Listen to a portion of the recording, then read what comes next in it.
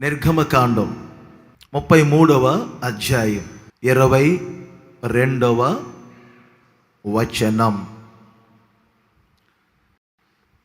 నేను చదివే మాటను మీరు నోట్ చేయండి. నా చేతితో నిన్ను కప్పెదను, నా చేతితో నిన్ను కప్పెదను. అందరు చదవండి ఇప్పుడు ఒకసారి గట్టిగా గట్టిగా చెప్పాలి. ఉదయం ఏం చెప్పాను? సమాధాన విషయమైన నా నిబంధన తొలగిపోదు. ఇయర్ ఎండింగ్, మంత్ ఎండింగ్ డేస్కి అవసరమైనటువంటి మాటలు ఈ రెండు వర్తమానాలు. ఈ పూట ఈ ఆరాధనలో ప్రభు చెప్తున్నారు, నా చేతితో నిన్ను కప్పెదను, నా చేతితో నిన్ను కప్పెదను. మోషే యొక్క జీవితమంతా కప్పబడినట్లు, దాగి ఉన్నట్లుగానే మనం చూస్తాం. ప్రారంభం నుండి మోషే గారి గురించి మనం కొంచెం ఆలోచన చేస్తే, జమ్ము పెట్టెలో పెట్టబడ్డాడు, జమ్ము పెట్టెలో కప్పబడ్డాడు. ఇక తదుపరి ఆయన గారి జీవితాన్ని మనం చూస్తే, అలా మేఘములోకి వెళ్తాడు, ఎత్తైన పర్వతం పైకి. మేఘములో కొన్ని రోజులు దాచబడినట్లు, కప్పబడినట్లుగా మనం చూస్తూ ఉంటాము. ఇంకా ఒక మాట మీకు చెప్తాను. సీనాయి పర్వతం ఎక్కి 40 రోజులు కనబడకుండా మరుగై ఉన్నాడు. బైబిల్ చదివేవారికి తెలుసు, ఒక 7 రోజులు మేఘములో దాచబడి ఉంటాడు. ఇంకొక విషయం ఏంటంటే, ఆయన మరణమే ఒక మిస్టరీ. ఆయన సమాధి ఎక్కడ ఉందో ఇప్పటికీ నేటి వరకు అనేకులకు తెలియదు.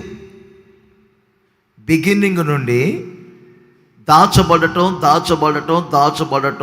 120 సంవత్సరాల జీవితంలో మనం మోషేను గురించి గమనిస్తాం.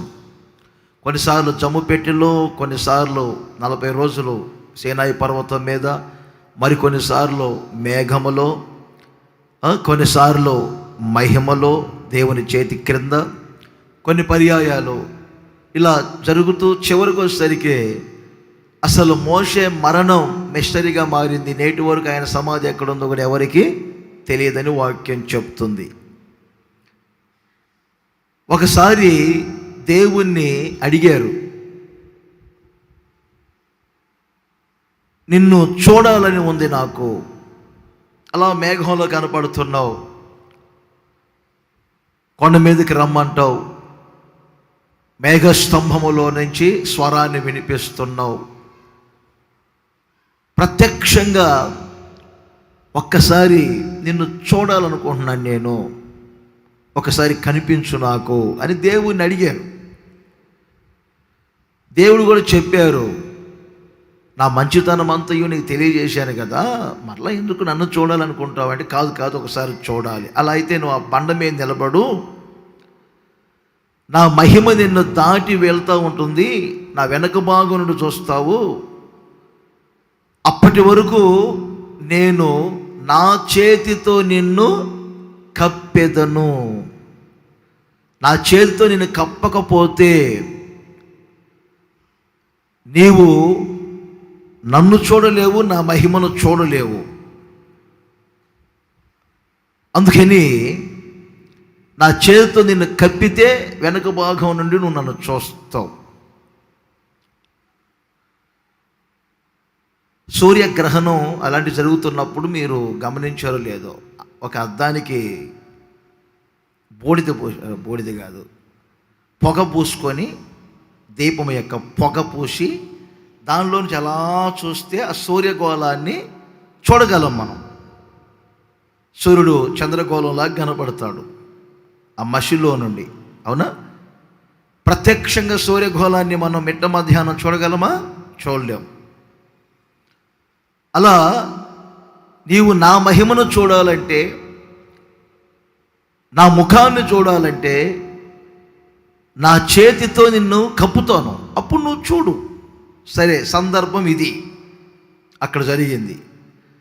మన కోణంలో దీన్ని పోల్చుకుంటే ప్రతి మనిషి ఆయన చేతితో కప్పబడాలి. దీనికి అనుసంబంధమైన ఒక వాక్యం చూడండి. యెషయా ప్రవచన గ్రంథం 51వ అధ్యాయం 16వ వచనం. ఇది కూడా వాగ్దానంగా ఉంటుంది. చూడండి ఏమన్నారు? చివరి మాట, నీ నోట నా మాటలు ఉంచి నా చేతి నీడలో నిన్ను కప్పి ఉన్నాను. జనవరి నెల నుండి ఈ డిసెంబర్ నెల ఈ రోజు వరకు మీరు సజీవులుగా కాపాడబడి ఉన్నారంటే నా దేవుడు ఆయన చేతి నీడలో నిన్ను కప్పి పెట్టారు, కప్పి ఉంచారు, ఆయన కప్పి పెట్టారు. కనుకనే ఈ రోజున మనం సజీవులుగా ఉండగలుగుతున్నాము. అందరూ ఒక్కసారి చేతుల పైకే చెప్పండి గట్టిగా, హల్లెలూయా. ఇంకొకసారి హల్లెలూయా. నా చేతి నీడలో నిన్ను కప్పి ఉన్నాను.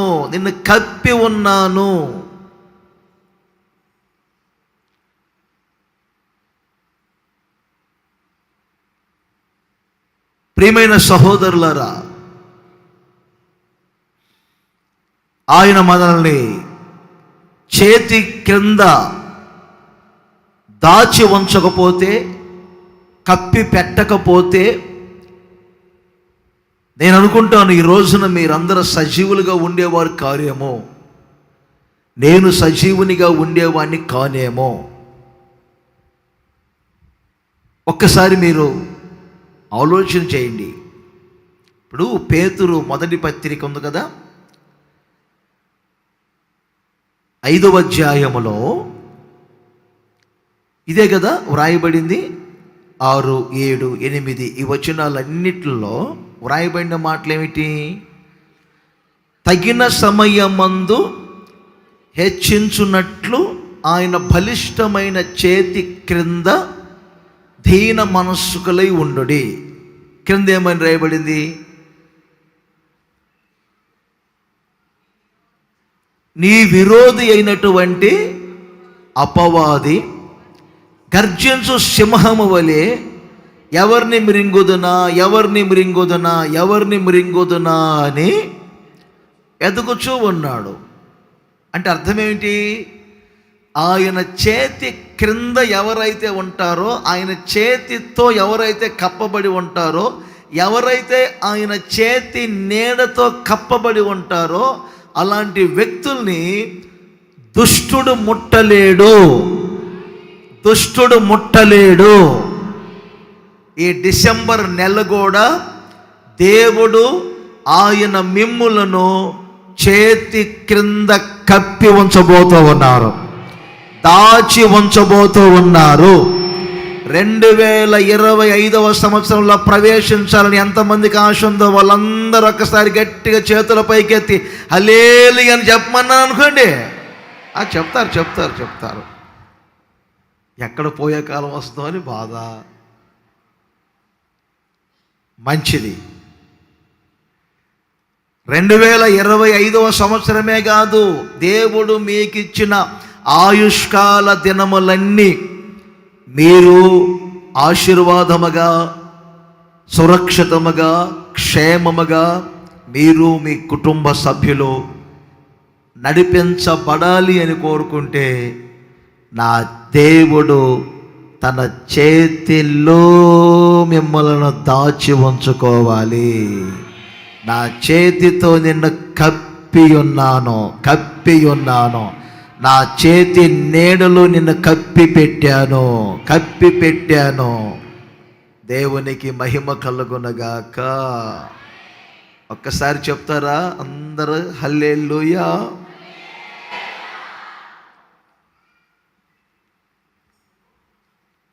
రివర్స్గా కొన్ని మాటలు మీకు చెప్తే రివర్స్ గేరేద్దాం. 44వ కీర్తన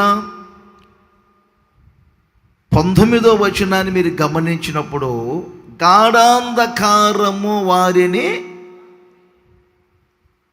కప్పి ఉన్నది అని వ్రాయబడింది. కొందరిని గాఢాంధకారము కప్పింది అంటే గాఢాంధకారపు అనుభవాలలో చీకటి కొందరిని కమ్ముకొని ఉన్నది, చీకటి కొందరిని ఆవరించింది.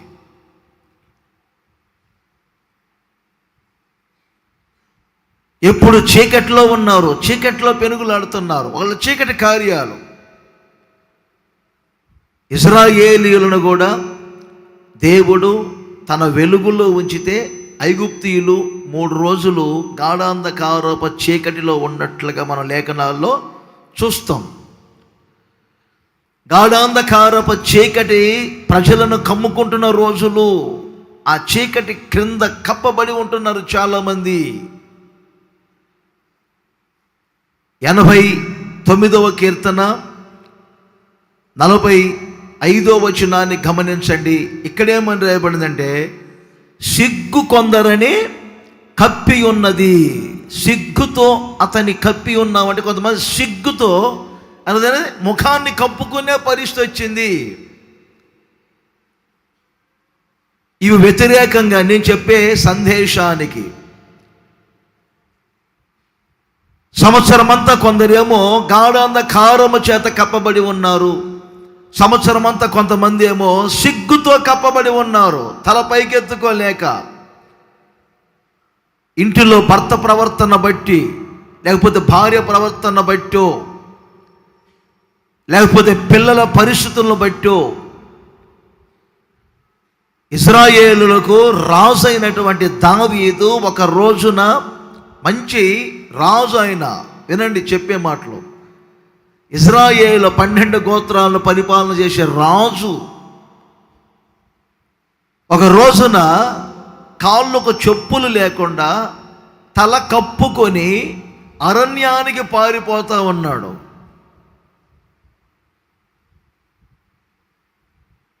బాగా ఆలోచన చేయండి. షిమీ లాంటి వ్యక్తులు దూషిస్తున్నారు, చీ పో, నీ యజమానుడైన సౌలుకు నువ్వేదో కీడు చేసి ఉంటావు, అందుకే అది నీ మీదకు ప్రాప్తించింది. తల కప్పుకొని కాళ్ళకు చెప్పులు లేకుండా ఏడ్చుచు ఇప్పుడు నువ్వు అరణ్యానికి వెళ్ళే పరిస్థితి వచ్చింది.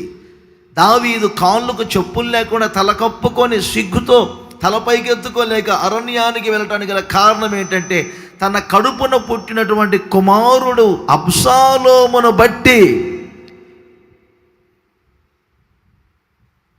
కొన్ని పర్యాయాలు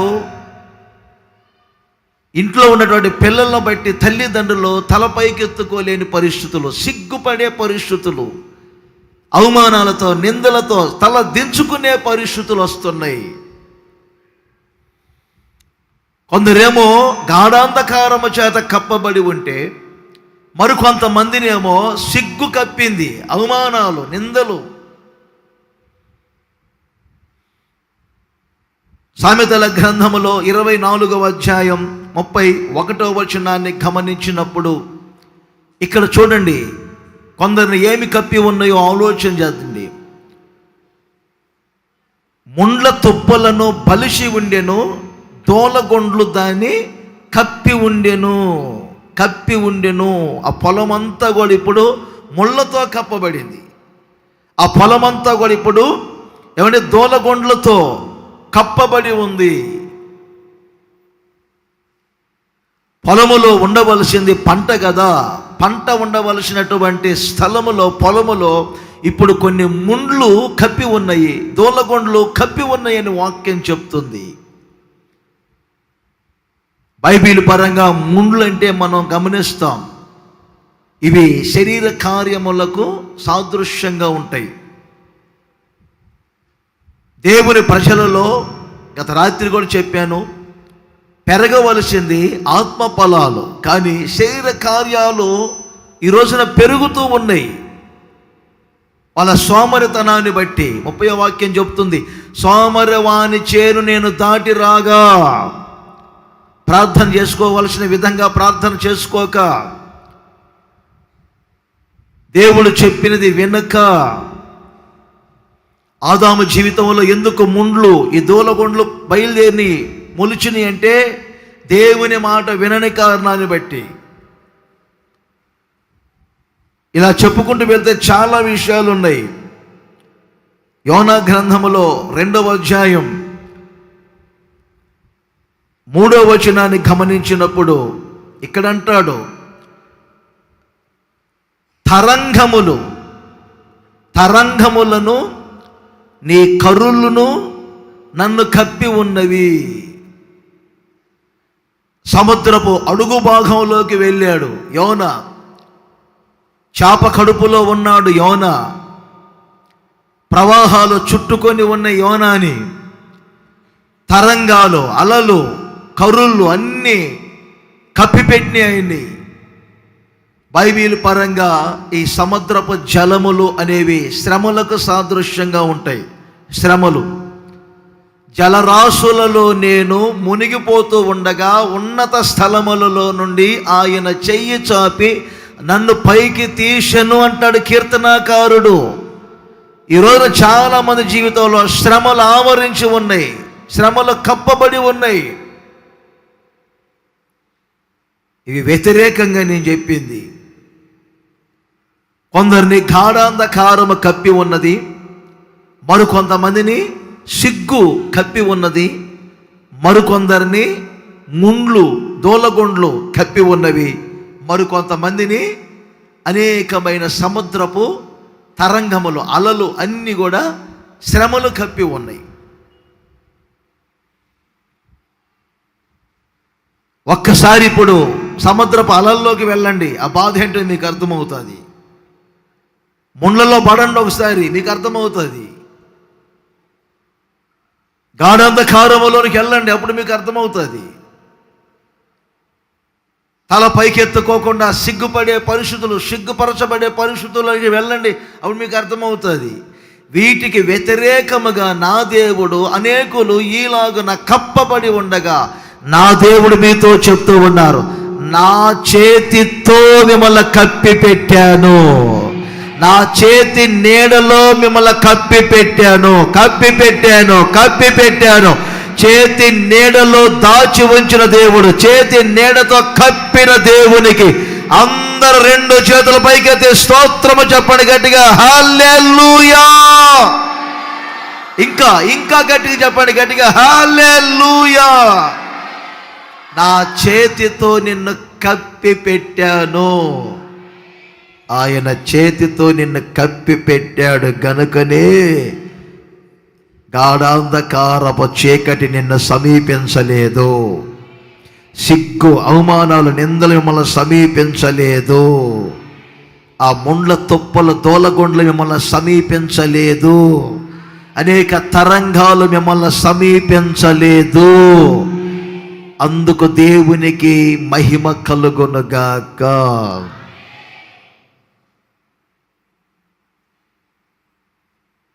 నా చేతితో నిన్ను కప్పెదను. ఆయన చేతి క్రింద మీరు దాచబడి ఉందురుగాక. ఆయన చేతి నీడ మీ మీద పడునుగాక. ఆమేన్ గట్టిగా. ఆయా సమయాల్లో మీకు తెలుసు కదా, కోడి తన రెక్కల క్రింద తన పిల్లలను పెట్టుకుంటుంది.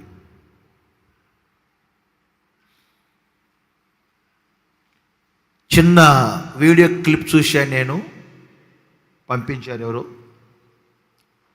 ఒక పక్షి తన పిల్లల్ని 4 పిల్లలు చేస్తే వర్షం వస్తున్నప్పుడు ఆ పిల్లల మీద ఉండి రెక్కలలా చాపినప్పుడు ఆ వర్షం ఆ పిల్లల మీద పడకుండా ఆ పిల్లల మీద పడకుండా ఏమైనా రెక్కలతో కప్పి పిల్లలను దాచిపెట్టింది. నోరు లేని జీవులు అంటాం మనం, కోడిని కానీ పక్షులను కానీ.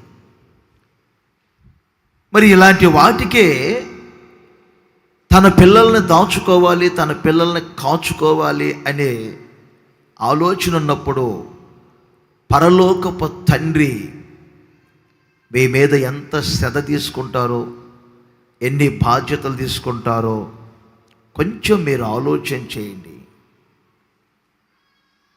ఈ సందేశము ద్వారా ఈ డిసెంబర్ నెలంతా కూడా ఆయన చేతితో మీరు కప్పబడి ఉందురుగాక.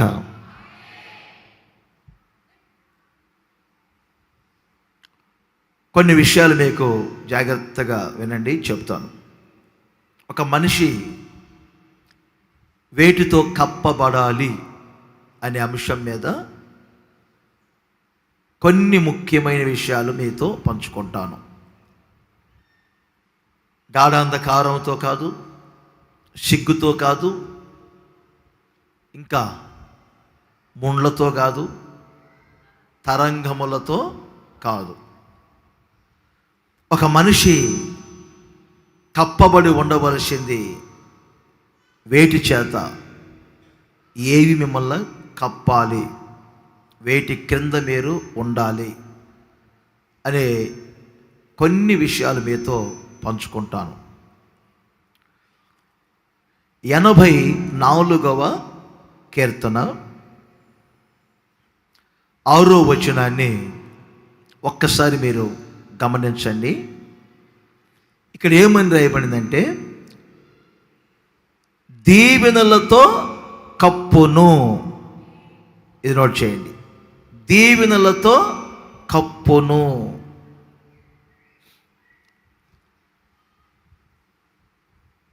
మనిషి దేని చేత కప్పబడాలి? దీవెనల చేత కప్పబడాలి.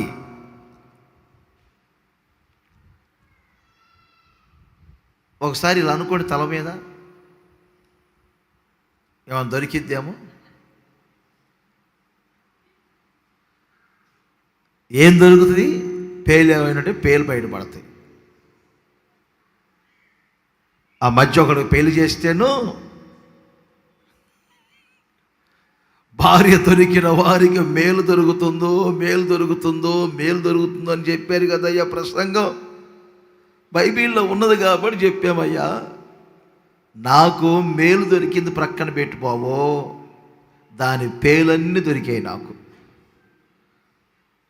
ఒక వ్యక్తి అంటాడు, ఇంకొక వ్యక్తి ఏమో మేలు దొరకటం ప్రక్కన పెట్టు రాజన్న గారు, నాకు ఒక తేలు దొరికింది. రోజు ఇంట్లో నుంచి బయటికి వెళ్ళేటప్పుడు ఎన్ని గంటలకు వస్తారు అని అడుగుతుంది. 5 నిమిషాలు లేట్ అయినా, ట్రాఫిక్ జామ్ అయ్యి 5 నిమిషాలు లేట్ అయినా వేషం తలుపు తీయదు, అన్నం పెట్టదు. అమ్మాయి ట్రాఫిక్ జామ్ అయింది అమ్మాయి, అందుకు కొంచెం 5 నిమిషాలు లేట్ అయిందంటే అవన్నీ నాకు తెలియదు, ఈ సమయానికి వస్తానన్నావు రాలేదు. ఆ పిల్లల్ని కొంచెం కంట్రోల్ చేస్తారా వాలంటీర్స్? తల్లిదండ్రులు లేరమ్మా ఆ పిల్లలకి? మీ పిల్లలు మీ దగ్గర కూర్చోబెట్టుకోండి.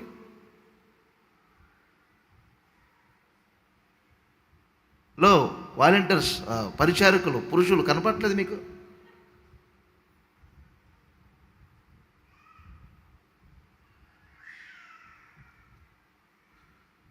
తిరిగే పిల్లల్ని తల్లిదండ్రులు కొంచెం దగ్గర పెట్టుకోండి.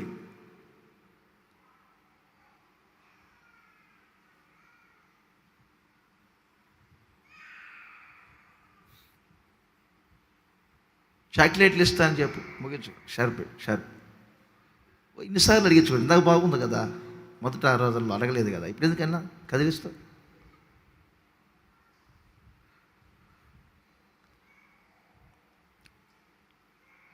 ఇప్పుడు ఇలా ఎందుకన్నా నేను?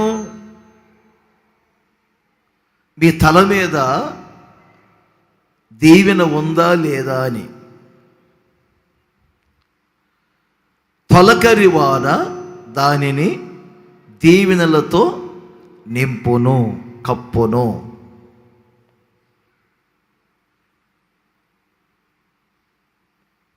ప్రతి మనిషి దేవుని నమ్ముకున్న తర్వాత దీవెనలతో కప్పబడాలి. మీరు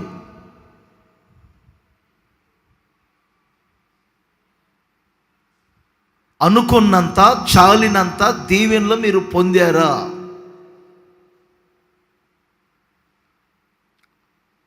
పుట్టినరోజు ప్రార్థనలు చేయించుకోవడానికి కొందరు వచ్చినప్పుడు నేనేమని ప్రార్థన చేస్తానంటే, ఏ ఏ విషయాలలో అయితే పరిపూర్ణత చెందలేదో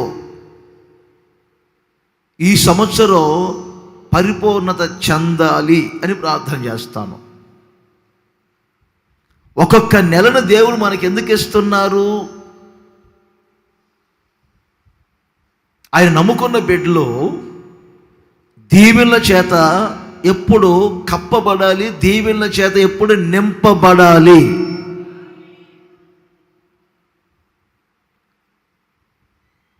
మీరు ఏ కోణంలో వాక్యాన్ని వింటున్నారో నా ప్రభు మాత్రం ఈ పాయింట్ నేను వ్రాస్తున్నప్పుడే చెప్పారు.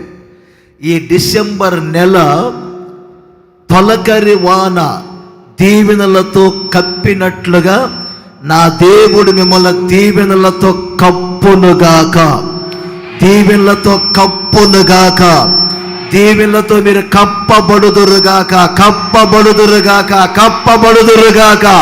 చప్పట్లు కొట్టండి గట్టిగా. దీవెనల చేత కప్పబడాలి. నా దీవెనలో, దేవుని దీవెనలకు మీరు ప్రాప్తులుగా మార్చబడుదురుగాక, దీవెన పొందుదురుగాక. అందరూ అనండి ఆమేనని గట్టిగా. చాలినంత దీవెన పొందుదురుగాక. నీతిమంతుని తల మీదకి దీవెనలు దిగి వచ్చిన వాక్యం చెప్తుండగా ఆ వాక్యం ప్రతి ఒక్కరి జీవితంలో నెరవేర్చబడునుగాక. దీవెనల చేత మీరు కప్పబడాలి. ఓపెన్ చేతులు ఓపెన్, ఒకసారి గట్టిగా, ఇంకొకసారి గట్టిగా. దేవుని దీవెనల చేత మీరు కప్పబడుదురుగాక, దేవుని దీవెనల చేత మీరు నిండి ఉందురుగాక. ఆమేన్. దీవెనల చేత కప్పబడాలి ఒక వ్యక్తి.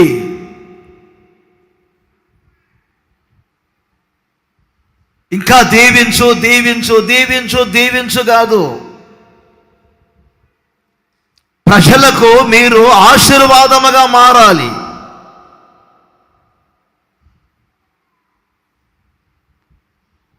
నా సంగతి చెప్తాను.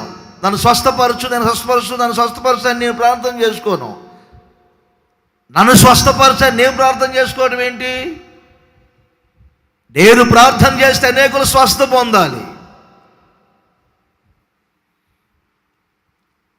నన్ను దీవించు, దీవించు, దీవించు నేను ఎప్పుడు ప్రార్థన చేయను. నేను దీవించబట్టం ఏంటి? నేను ఇతరులకు దీవెనకరముగా ఉండాలి. ఆమేన్ అనరేంటి మీరు గట్టిగాను? ఏంటి ఒకలాగా చూస్తున్నారు మీరు? అంత ఒక చూపేస్తున్నారు, వింతగా చూస్తున్నారు. ఆదికాండములో 12వ అధ్యాయము 2వ వచనాన్ని గమనించండి.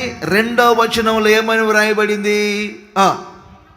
నిన్ను గొప్ప చేసి నిన్ను ఆశీర్వదించి నీ నామమును గొప్ప చేయుదును.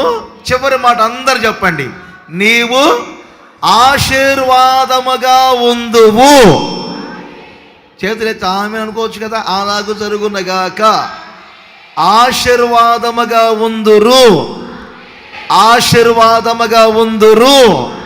ఇంకొకసారి ఆశీర్వాదముగా ఉందురు.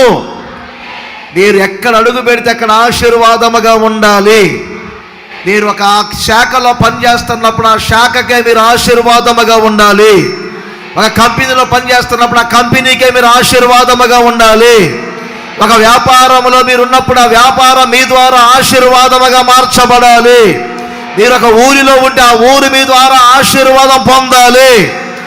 ఊరికి, కుటుంబానికి, పట్టణానికి, రాష్ట్రానికి, జిల్లానికి, ప్రపంచానికి దేవుని ప్రజల ఆశీర్వాదముగా ఉండాలి. చేతులు ఊపుతూ చెప్పండి గట్టిగా హల్లెలూయా. ఇంకొక్కసారి హల్లెలూయా. ప్రపంచములో ఏమండి ఐశ్వర్యవంతులంతా క్రైస్తవులే.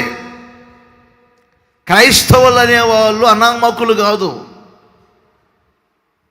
క్రైస్తవులు అంటే చెప్పొకటి పట్టుకొని ట్రైన్లో నడిపించునావా అనేవాళ్ళు కాదు క్రైస్తవులు.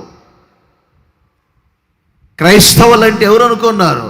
రోజు రోజుకి నూతన యంత్రాలను కనిపెట్టేవాళ్ళు.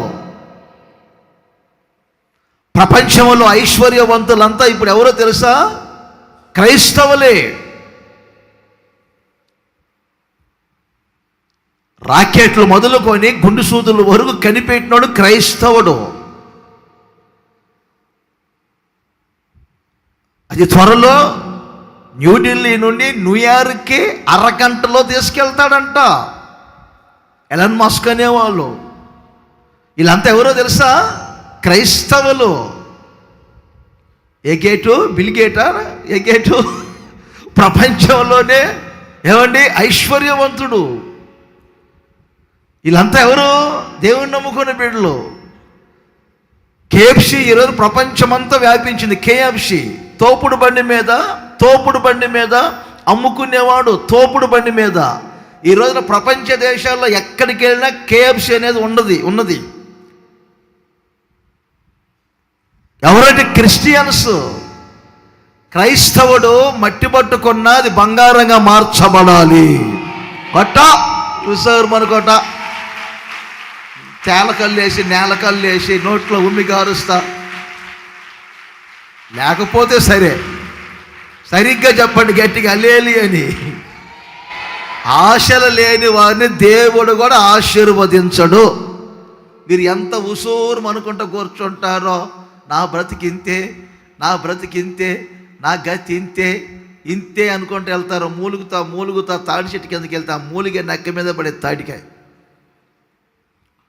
పెద్దలు అందుకే అంటారు, మూలుగుతూ ఉంటే రోగం వచ్చిందంట, పాడుతూ ఉంటే రాగం వచ్చింది.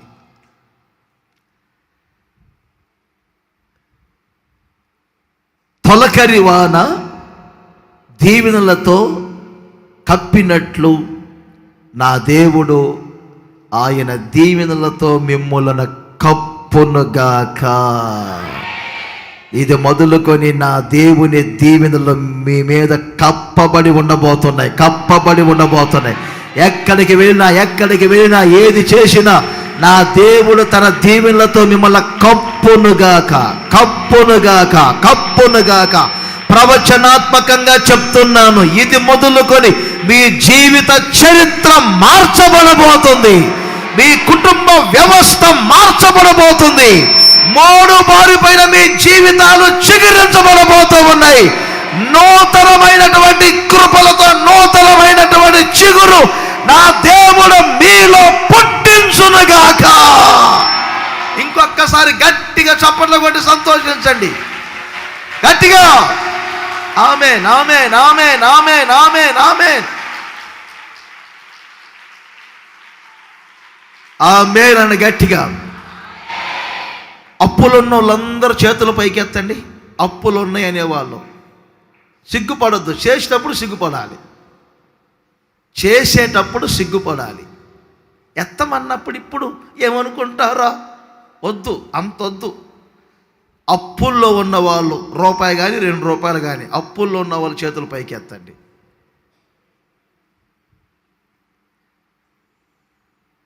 ఏంటి ఎక్కడికి వెళ్ళిపోతున్నాం మనం? ఓసన్న ప్రార్థన మందిరానికి వస్తున్న వాళ్ళు కూడా ఇంకా అప్పుల్లో ఉన్నారా? ఎక్కడికి వెళ్తున్నాం మనం? ఈ సంవత్సరపు చివరి నెల నా ప్రభు చెప్తున్నారు, ఈ నెలలోనే అప్పులు తీరిపోయే మార్గాన్ని ప్రభు మీకు చూపించబోతున్నారు నా దేవుడు. ఆమేన్, ఆమేన్. అప్పు సమస్యల్లో నుండి నా దేవుడి మనల్ని విడిపించునుగాక. ఇంకొక్కసారి చేతులు ఊపుతూ చెప్పండి గట్టిగా హల్లెలూయా. అయ్యో బాబో, ఎంతమంది అప్పుల్లో ఉన్నారా? ఇప్పుడు కానీ నేను కూర్చొని అడగాలి ఎందుకు చేశారు అని.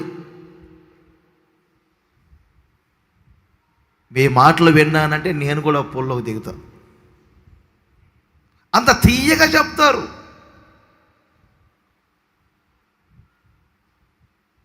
క్రైస్తవులు, దేవుని ప్రజలు అప్పు సమస్యలతో ఉండకూడదు. 2025వ సంవత్సరములో ₹1 కూడా అప్పు లేకుండా మీరు ప్రవేశించాలి. ఆమేన్. 30 రోజుల్లో ఒక అద్భుత కార్యాన్ని ప్రభు మీ జీవితంలో జరిగించబోతున్నారు. తొలకరి వాన దీవెనలతో కప్పినట్లుగా నా దేవుని దీవెనలతో కప్పబడుదురుగాక. నా దేవుని దీవెనలతో కప్పబడుదురుగాక. ఇంకొకసారి చెప్పండి గట్టిగా, ఆమేన్. అప్పుల గురించి అడిగాను, చాలా చెప్తారు. బజాజ్లో 2 లక్షలు కట్టాలి. ఈ అమ్మ అన్ని అమ్మలు ఉన్నాయి. ఈ అమ్మలో అంత కట్టాలి, ఆ అమ్మలో ఇంత కట్టాలి. చిన్న గుంట పెట్టి చివరికి మీ లోతు దించుకున్నారు. యోసేపును గురించి ఆలోచన చేద్దామా? ఆదికాండము 49వ అధ్యాయము 24వ వచనం నుండి 25వ వచనం వరకు ఒకసారి చదువుకుంటే మంచి మాట వ్రాయబడింది. పైనుండి మింటి దీవెనలతోనూ, చివరి మాట, పైనుండి మింటి దీవెనలతోనూ, 25లోకి రండి, క్రింద దాగి ఉన్న అగాధ జలముల దీవెనలతోనూ. ఇప్పుడు చూడండి, క్రింద దీవెన, పైన దీవెన. యోసేపు క్రింద దీవెన, చెప్పండి. యోసేపు పైన దీవెన. అందుకే ఇందాక చదువుకున్నాం మనం. 24లోనేమో పైన మింటి దీవెనలో, క్రింద ఏమండి అగాధ జలముల దీవెనలో. క్రింద దీవెన, పైన దీవెన. అంటే ఇప్పుడు యోసేపు ఎవరో తెలుసా? దీవెనల చేత కప్పబడ్డాడు.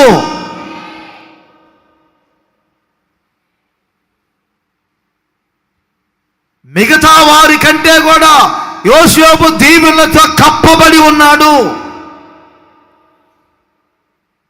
యోసేపు భక్తి వేరు, యోసేపు ప్రతిష్టత వేరు. 25లోనే వ్రాయబడింది, ఎవరి మీదికి వచ్చాయి దీవెనలు అంటే తన సహోదరులలో నుండి వేరుపరచబడిన వాని నడినెత్తి మీదికి. తన సహోదరులలో నుండి వేరుపరచబడిన వాని నడినెత్తి మీదికి ఈ దీవెనలన్నీ వచ్చారని వాక్యం చెప్తుంది.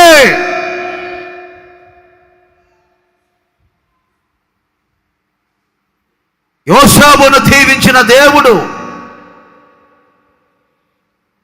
మిమ్మల్ని దీవించలేరా? దేవుడు పక్షపాతి కాదే. ఇంకా ఎంతకాలం ఇరుకుల్లో ఉంటారు? ఇంకా ఎంతకాలం పాగ్గా ఉంటారు?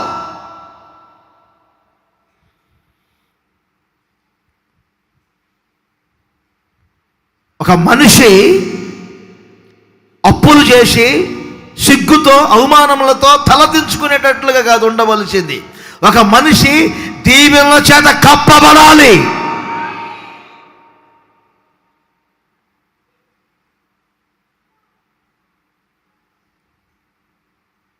ఆమేనండి ఒకసారి గట్టిగా. మీ దీన స్థితి సంపన్న స్థితిగా మార్చబడాలి.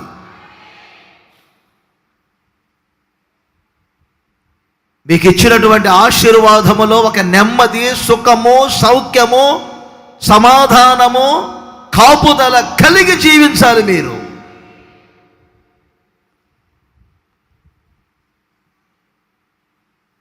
అందుకే దీవెనలతో కప్పబడాలి. మీరు యేసు ప్రభువుని నమ్ముకున్నాను, స్వస్థలం లేకుండా, ఉద్యోగం లేకుండా, లేకపోతే సొంత ఇల్లు లేకుండా దేశదెమ్మర్లుగా తిరగండి అని యేసు ప్రభు ఎప్పుడు చెప్పలేదు. ఆయన లోకానికి దరిద్రుడిగా రావడానికి కారణం ఆయన దారిద్ర్యము వలన మనము ధనవంతులుగా ఉండాలని. క్రైస్తవుడు 10 మందికి పెట్టే స్థితిలోనే ఉండాలి. క్రైస్తవుడు పైవాడిగానే ఉండాలి. క్రైస్తవుడు తలగానే ఉండాలి. క్రైస్తవుడు అవసరమైతే 4 రూపాయలు సరఫరా చేసేవానిగానే ఉండాలి. క్రైస్తవుడు నీవు అప్పు చేయవు, అప్పు ఇచ్చేదివు. కానీ ఇలాంటి డిసెంబర్ నెల వచ్చినప్పుడు నాకు చాలామంది కానుకలు ఎక్కువ ఇస్తారు. ఎందుకో చెప్పనా? క్రిస్మస్ వస్తుంది, కొత్త సంవత్సరం వస్తుంది అన్నయ్య, ఈ 5,000 తీసుకొని, ఈ 10,000 తీసుకొని, లేకపోతే ఈ 30,000 తీసుకొని. మన చర్చికి చాలామంది వస్తుంటారు, బట్టలు తీసుకోలేని వాళ్ళు, కుట్టించుకోలేని వాళ్ళు కొంతమంది ఉంటారు కదన్నయ్య, మేము ఇవ్వకూడదు. అలాంటి వాళ్ళు ఎవరైనా ఉంటే ఆ కోళ్ళకు చెప్పి అలాంటి వాళ్ళకు సరఫరా చేయండి అని ఇస్తుంటారు. ఉన్నదే చెప్తున్నా నేను.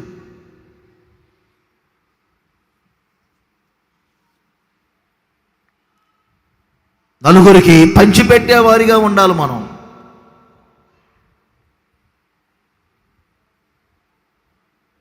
అర్థమైందా? 4 ఏళ్ళకి వెళ్ళి కరేపాకి అమ్మ, నూనె ప్యాకెట్ లేదమ్మా, అయిపోయింది, కొంచెం ఒక మూత అమ్మ అడుక్కునే గతి పట్టకూడదు క్రైస్తవుడికి. ఈ మందిరపు నీడలు అడుగు పెట్టిన వాళ్ళు ఎవరు దరిద్రులుగా ఉన్నారంటే నాకు ఒళ్ళు మండుతుంది. ముందే చెప్తున్నా, ఈ మందిరంలో అడుగుపెట్టిన వాళ్ళు ఎవరు కూడా అప్పుల్లో ఉన్నామని చెబితే నాకు బీపీ లేదు, కానీ ఐబీపీ పెరిగింది.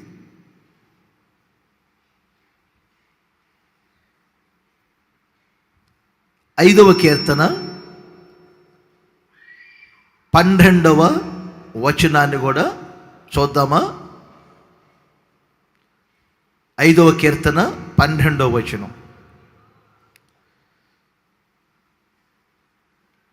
యెహోవా నీతిమంతులను ఆశీర్వదించువాడవు, నీవే కేడముతో కప్పినట్లు నీవు వారిని దయతో కప్పెదవు.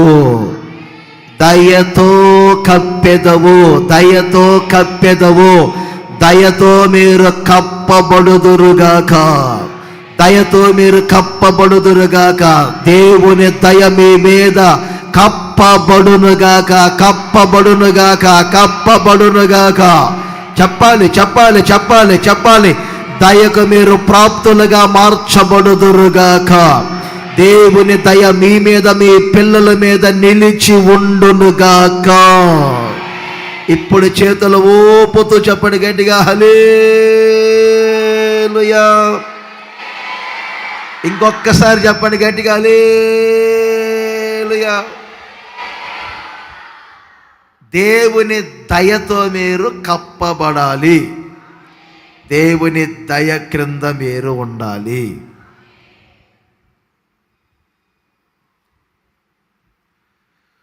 ఇంకోసారి చెప్తారా? మొదట ఏం చెప్పాను? దీవెనలతో మీరు కప్పబడాలి. రెండవది ఏం చెప్తున్నాను? దయతో మీరు కప్పబడాలి. ప్రియమైన సహోదరులారా, దేవుని దయ అనేది చాలా ప్రాముఖ్యమైనది. నేను ఒక చిన్న సంగతి చెప్తాను. ఈ రోజున ఈ పరిచర్య నేను చేస్తున్నాను అంటే సంఖ్యాకాండము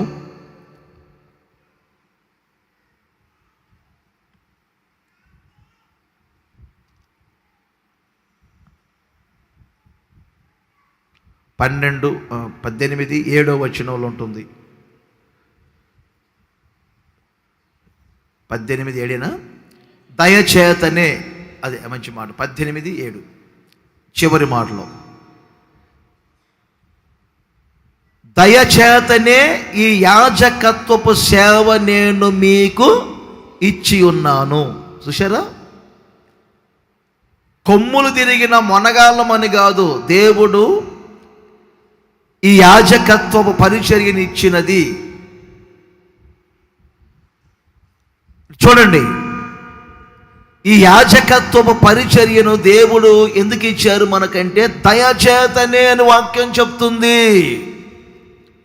నేను డాక్టర్ని కాబట్టి ఇచ్చారు, నేను డాక్టర్ని కాబట్టి ఇచ్చారు, నేను బాగా చదువుకున్నాను కాబట్టి ఇచ్చారు, నేను డబుల్ ఎంఏ చేశాను కాబట్టి ఇచ్చారు, డిగ్రీ చేశాను కాబట్టి ఇచ్చారు,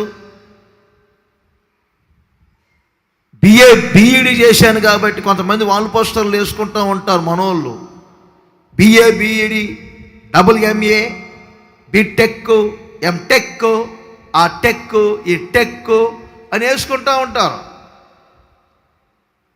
ఆయనకి 2 భార్యలు ఉన్నారంట, అది కూడా వేసుకుంటే బాగుండు. డిగ్రీలను బట్టి కాదు దేవుడు ఈ యాజకత్వ పరిచర్య ఇచ్చినది. కొన్నిసార్లు పెద్ద పెద్ద ఎమ్మెల్యేలు, ఎంపీలు, ఏమండి, రాష్ట్రాల్లో ఉన్నటువంటి స్పీకర్లు, కలెక్టర్లు, డాక్టర్లు, పెద్ద పెద్ద వాళ్ళంతా వచ్చి ప్రార్థన చేయించుకుంటా ఉంటే నాకు ఆశ్చర్యంగా ఉంటుంది. వాళ్ళంతా చదువుకోకపోయినా దేవుడు వాళ్ళని తీసుకొచ్చి మా చేత ప్రార్థనలు చేయించుకున్నారు. గొర్రెల పండగకు వస్తే తెలుసు కదా మీకు, అందరూ వరుస కడుతుంటారు. అలాంటి ఉన్నతమైనటువంటి వ్యక్తులు కూడా వచ్చి ప్రార్థన చేయించుకున్నారు. ఇతరులకు మేము ప్రార్థన చేసే స్థితిలో దేవుడు పెట్టారు. దీనికి అంతటి గల కారణం ఏమిటంటే ఈ పరిచర్యను దేవుడు ఇచ్చింది మాకెందుకో తెలుసా? ఆయన దయచేతనే ఈ యాజకత్వాన్ని ఇచ్చారు. ఆయన దయచేతనే. దైవజనులు యేసన్న గారు ఎప్పుడు చెప్తుంటారు, అసలు నేను ఎవరినని ఈ పరిచర్య నాకు ఇచ్చారు. సారికి నెలలో ఒకసారి అడుగుతారు. మాట్లాడే సందర్భం ఏదైనా కనపడగానే, రాజు నేను ఎవరిని అంటారు. నాకేం అర్థం కాదు, యేసన్న కదా నేను ఎవరిని అంటారు ఏంటి అనుకుంటారు. రాజు నేను ఎవరిని అంటే అన్న అంటుంటాను. అసలు నేను ఎవరిని అంటే నేనంట అన్న యేసన్న. అన్న యేసన్న కాదు రాజు, నెల్లూరు నడివీధుల్లో పిచ్చోల్లాగా రక్తం కక్కుంటా తిరిగిన వాడిని. చెన్నైలో నేను ఉన్నప్పుడు ఆటోలో ఎయిర్పోర్ట్కి తీసుకెళ్తున్నాను. వెళ్తా ఉన్నప్పుడు, రాజు నేను ఎవరిని అన్నారు. నాకెవరు కారు ఏదైనా మాట్లాడలేదని ఆటోలో తీసుకెళ్తున్నానని చెప్పి నేను ఎవరిని అంటున్నారా ఏంటి అనుకున్నా. నేను కారు మాట్లాడితే ఒప్పుకోరు, ఆటోలో వెళ్దాం అంటారు. ఒకసారి లోకల్ ట్రైన్ ఉంటాయి, ఆ ట్రైన్లో ఎయిర్పోర్ట్ దాకా వెళ్దాం అంటారు. 3 గంటల సమయం ఉంది, ఇక్కడ 200 ఇస్తే రూమ్ ఉందన్నయ్య, కొంచెం భోజనం చేయొచ్చు అంటే రైల్వే స్టేషన్లో ఇంకా 3 గంటలు ఉంది ఆ సమయం ట్రైన్కి. 3 గంటలకి 200. సరేలే అని చెప్పి ఇది మనోళ్ళు కట్టారు, ఇది బ్రిటిష్ వాళ్ళు కట్టింది చూసావా, ఇది ఈ ప్రక్క ఉంది అని బ్రిటిష్ వాళ్ళు కట్టింది ఉంది చెన్నైలో. ఏది రైల్వే స్టేషన్ అని వాళ్ళ చూపిస్తారు. వాళ్ళ కట్టుబడి చూడు, మనలో చూడు, వాళ్ళ చెక్కు చెదర్లో చూడు, మన అప్పుడు చూడు ఎలా అయిపోయిందో. వాళ్ళ పనితీరు వేరు రాజు అని అడి తిరిగి ఇడి తిప్పి ఇంకెంత ఉంది సమయం అంటాడు. 1 గంట ఉందంట. ఇక 1 గంటకి ఎందుకు లే రూమ్ అని ఆయనకు యేసన్న గారికి అంత ప్యాకెట్ భోజనం తీసుకొస్తాం మేమే వండి. ఆ సూట్ కేసు మీదే ఇలా తిప్పుతారు. అన్న సూట్ కేసు ఉంటుంది, ఆ సూట్ కేసు మీద ఇలా తిప్పి ఆ సూట్ కేసు మీదే కూర్చొని అంత అన్నం తీసుకొస్తారు. రైల్వే స్టేషన్లో తిని ట్రైన్ ఎక్కి వెళ్తాం. ఏమీ లేనప్పుడు కాదు, అన్నీ ఉన్నప్పుడే. ఒకసారి ఆ రోడ్ల మీద వెళ్తా ఉంటే యేసన్న, రాజు నేను ఎవరిని అంటే, అన్న మీరా అన్న కాదు రాజు, ఇదే చెన్నైలో తోపుడు బండి పట్టుకొని కాళ్ళకు చెప్పులు లేకుండా తోసుకుంటూ వెళ్ళాను. కాళ్ళకు చెప్పులు లేవు. ఏమి చూసి దేవుడు ఇన్ని సంఘాలు ఇచ్చారు, ఏమి చూసి ఇంతమంది సేవకులను ఇచ్చారు, నాలో ఏమి చూసి, నేను ఎవరిని ఎప్పుడో రక్తం కక్కుతా చనిపోవలసిన వ్యక్తిని ఏమి చూసి పరిచయం ఇచ్చారు, ఏమి చూసి యాజకత్వాన్ని ఇచ్చారు, ఏమి చూసి తెలుసా నీకు? తెలుసా? నేనేదో పాటలు పాడుతున్నాను కాదు, నేను ఉపదేశాలు చెప్తున్నాను కాదు, ఆయన దయచేతనే ఈ యాజకత్వాన్ని దేవుడు మనకిచ్చారు. ఆయన దయచేతనే ఈ మందిరాన్ని ఇచ్చారు. ఆయన దయచేతనే సంఘాలు ఇచ్చారు. ఆయన దయచేతనే ఆమేన్ చెప్పండి గట్టిగా, హల్లెలూయా. ఇంకొకసారి చేతులు ఊపుతూ చెప్పండి గట్టిగా, హల్లెలూయా. దయచేతనే ఈ యాజకత్వాన్ని దేవుడు మనకిచ్చారు. ఆమేన్. అనుభవించే వారికి తెలుస్తుంది.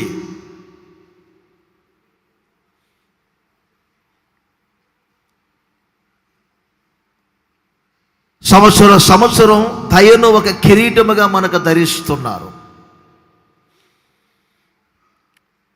కీర్తనాకారుడు ఏమన్నాడు తెలుసా? దీనికి అనుసంబంధంగా 89వ కీర్తన 17వ వచనములు అంటారు, నీ దయచేతనే మా కొమ్ము హెచ్చింపబడుతుంది.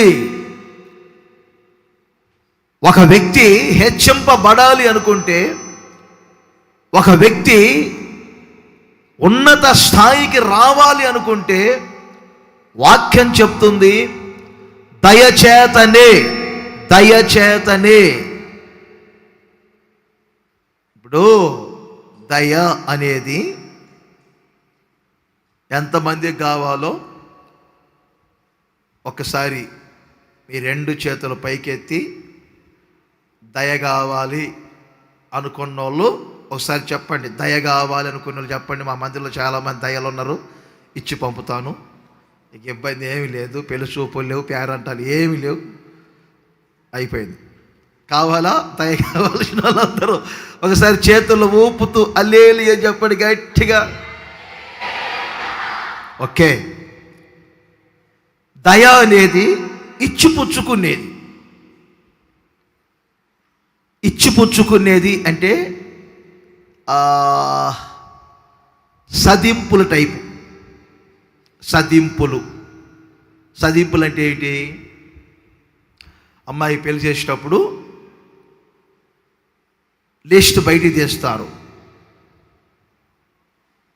ఎవరైనా పెళ్ళికి పిలిచినప్పుడు తీస్తారు బయటికి. మా అమ్మాయికి వాళ్ళు ఏమి ఇచ్చారు? చెంబుకు చెంబు, గ్లాస్ ఇచ్చారు, గ్లాసుకు గ్లాసు, బిందె ఇచ్చారు, బిందెకు బిందె, కాగుకు కాగు. పల్లెల్లో ఎక్కువగా ఇస్తూ ఉంటారు ఇవి. మళ్ళీ వాళ్ళ పెళ్ళిళ్ళకి సదింపులు ఎక్కువ వస్తాయి. దయ అనేది కూడా మనము ఇచ్చిపుచ్చుకునేది. దేవుని దయ ఎవరికి ప్రాప్తిస్తుందంటే, ఋతు గ్రంథములో ఒక మంచి మాట మీరు గమనించండి. 1వ అధ్యాయము 8వ వచనం. ఇక్కడ ఏమని రాయబడింది? నయోమి తన 2 కోడళ్లను ముందు పెట్టుకొని ఈ మాట చెబుతారు. ఏ మాట? మీరు దయచూపునట్లు యెహోవా మీ యెడల దయచూపునుగాక. మీరు దయచూపునట్లు దేవుడు మీకు దయచూపునుగాక. దయ పొందాలి, దయకు ప్రాప్తులు కావాలి అంటే మీరు మొదట దయగా ప్రవర్తించాలి.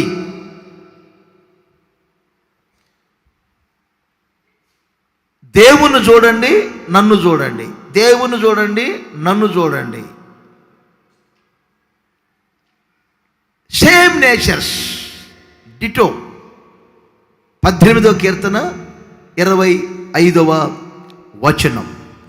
ఇక్కడేమని రాయబడింది? దయగల వారి ఎడల, ఇంకొకసారి గట్టిగా చెప్పాలి, చదవాలి, అందరు చదవాలి ఆ మాట. దయగల వారి ఎడల యేసయ్య ఏం చూపుతారు? దయ చూపుతారు. మీరు దయగా ఉంటే ఆయన దయ చూపుతారు. 2, యథార్థవంతుల ఎడల ఆయన యథార్థవంతుడుగా ఉండును. చదవండి కింద.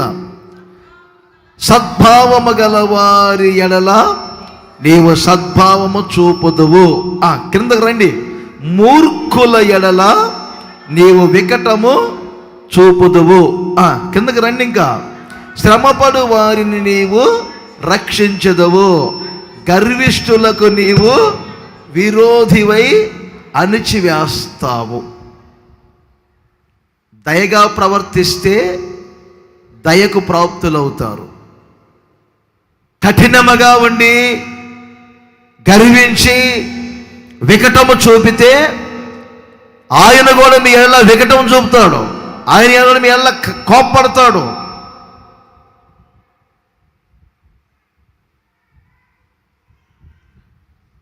చాలా మారాడు రాజన్న. నేను సేవకు వచ్చిన ప్రారంభానికి ఇప్పుడు పోల్చుకుంటే ఎంత మారానో పరలోకపు తండ్రికి తెలుసు. మారటం అంటే రౌడీనై మారటం కాదు, కఠినం. కఠినం కఠినం ఎంత కఠినం అంటే మాట వినకపోతే బ్రదర్ని తీసుకెళ్ళి డాబా మీద పెట్టేవాని. 3 రోజులు ఉంటావా? 3 రోజులు ఎండలో నీళ్ళల్లో తడుస్తావో చలిక నాకు తెలియదు. 3 రోజులు ఉపవాస ప్రార్థన చేయి. ఉండలేనంటే సూడికేసి తీసుకుని ఇంటికి వెళ్ళిపో. అంత కఠినం నేను చూపుతున్నా కూడా యేసన్న గారు మహదానందంగా మెచ్చుకునేవారు. ఒకసారి గోరంట్లలో అందరికి ఉపవాస ప్రార్థన పెట్టాడు 70 మందికి. ఎందుకంటే స్తోత్ర ప్రార్థనకు లేవలేదని. స్తోత్ర ప్రార్థనకు లేవలేదు. అందరు వండింది మొత్తం ప్రక్కన పెట్టి అందరిని ప్రార్థనలో పెట్టారు. ఇక ప్రేమక్క ఇంకొంతమంది యేసన్న గారికి చెప్దామని శారదా కాలనీకి వెళ్ళారు. అయ్యో ఈరోజు ఎక్కడ దొరికారు మీకు? ఆయన పెట్టావు గోరంట్లలో. ఒక్కరోజు స్తోత్ర ప్రార్థన చేయకపోతే ప్రార్థన గుహలోకి పంపుతున్నాడు. చెప్పకుండా బయటికి వెళ్ళిపోతే గేట్ దాటనేయట్లేదు. ఈరోజు అసలు అన్నమే తినేలేదు. ఎవరినో వండింది మొత్తం పక్కన పెట్టించారు అని యేసన్న గారు చెప్తామంటే విని విని విని విని విని విని విని ప్రేమ రాజును అర్థం చేసుకో. ప్రేమ అసలు రాజుని ఎందుకు పెట్టాను తెలుసా? గోరంట్లలో గోరంట్ల విచ్చలవిడితనం అయింది, అందుకే పెట్టింది ఆయన్ని. అర్థం చేసుకోండి. అదేదో ఆయనకు చెప్పండి, వెళ్ళి నాకు చెప్పకండి అని తిన్న కారు ఎక్కెళ్ళిపోయారు.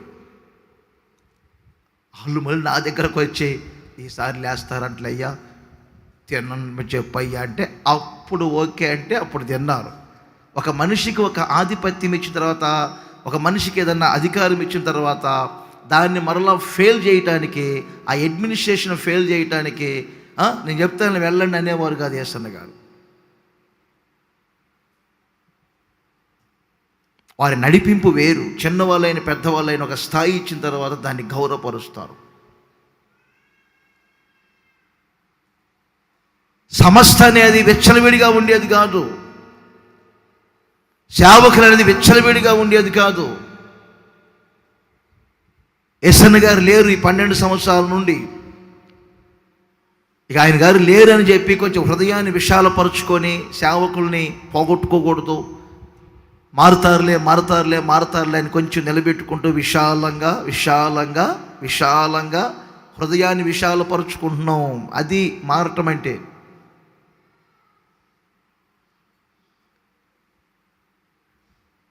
ఒక సేవకుల దగ్గర నుంచి ఒక బ్రదర్ చెప్పా పెట్టకుండా గవర్నమెంట్లోకి వెళ్తే గేట్ దాటనే యేసన్న గారు వెళ్ళి ఆ పాస్టర్ గారి దగ్గర ఉండు, లేదా ఇంటికి వెళ్ళిపో.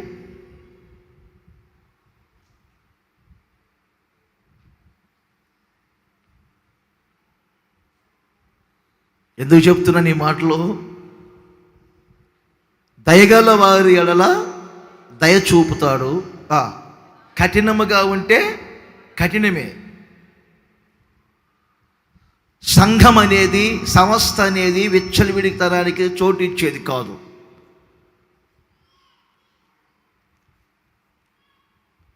ఆ రోజుల్లో కూడా ఉన్నారు కొంతమంది మాట వినని వారు.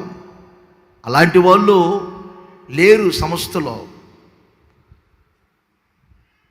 ప్రియమైన సహోదరులారా, ఎందుకు చెప్తున్నాను ఆలోచన చేయండి.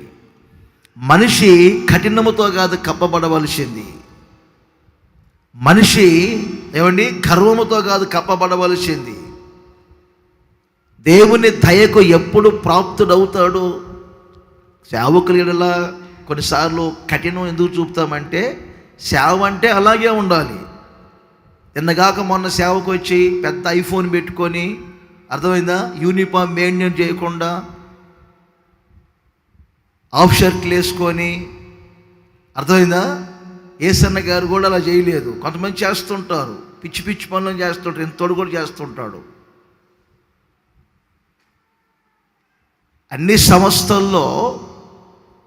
సంస్థల్లో నడిపింపు సరిగ్గా లేదని, ఆత్మీయత చచ్చిపోతుందని, హోసన్నా మినిస్ట్రీస్లో ప్రతిష్ట కలిగిన సేవకులని, ఆత్మ సంబంధమైన ఆరాధనలు జరుగుతున్నాయని, పెళ్లి పేరంటాలు లేకుండా ఇచ్చిన డబ్బును దేవుని కొరకే ఖర్చు పెడతారని, ఈ రోజున హోసన్నా మినిస్ట్రీస్కి పిలవకుండానే జనసమూహం వస్తున్నారు.